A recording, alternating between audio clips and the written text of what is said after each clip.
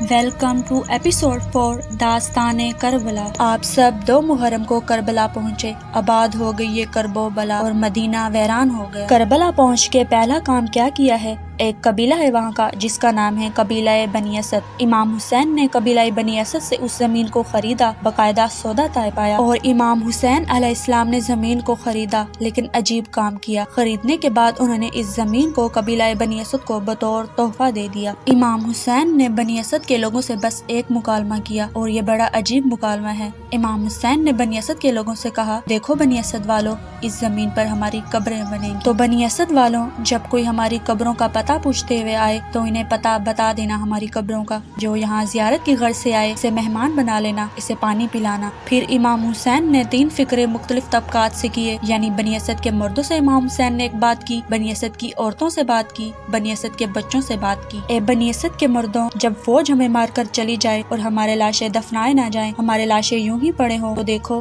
تم کھیتی باڑی کے بہانے آنا اور ہماری قبریں کھود کر ہماری لاشوں کو دفنا دینا۔ بنی اسد کے لوگ حیران، کیا کہہ رہے ہیں امام حسین؟ مکالمے کے بعد جب جانے لگے تو آپ نے کہا، بنی اسد کے لوگوں، اپنی خواتین کو بھیجنا، ان سے کہنا تمہارا مولا تمہیں بلا رہا ہے۔ بنی اسد کی خواتین آئی، بولا مولا کیا ہوا، کیا ماجرا ہے؟ امام حسین نے کہا، دیکھو میں فاطمہ کا بیٹا ہوں، دیکھو میں زینب کا بھائی ہوں، دیکھو میں نے تمہارے مردوں سے ایک بات کی ہے، لیکن دیکھو اگر تمہارے مرد نہ آئے ہمیں دفنانے تو تم پانی بھرنے کے بہانے آنا اور کسی انداز سے بے شک گڑھے کھود کر ہمیں دفنا جانا۔ عورتیں حیران۔ اس مکالمے کے بعد جب بنی اسد کی عورتیں جانے لگی، کہا بنی اسد کی عورتوں اپنے بچوں کو یہاں بھیجنا۔ بچے آئے، کہا مولا کیا بات ہے؟ آپ نے کہا، بچوں اگر تمہارے ماں باپ نہ آئے تم ایک کام کرنا، ہماری لاشیں یہاں پڑی ہوگی، تم یہاں بس کھیلنے کے بہانے آنا۔ بچوں ایسا کرنا، ہاتھوں میں مٹی بھر بھر کے ہماری لاشوں پر ڈال دینا، گویا امام حسین کہہ رہے ہوں، دیکھو بچوں تمہارا کھیل بھی ہو جائے گا اور ہماری تدفین بھی ہو جائے گی۔ آج بھی کربلا میں بعد شام غریبہ یہ منظر عجیب ہوتا ہے کہ بنی اسد کے لوگ آتے ہیں آج بھی،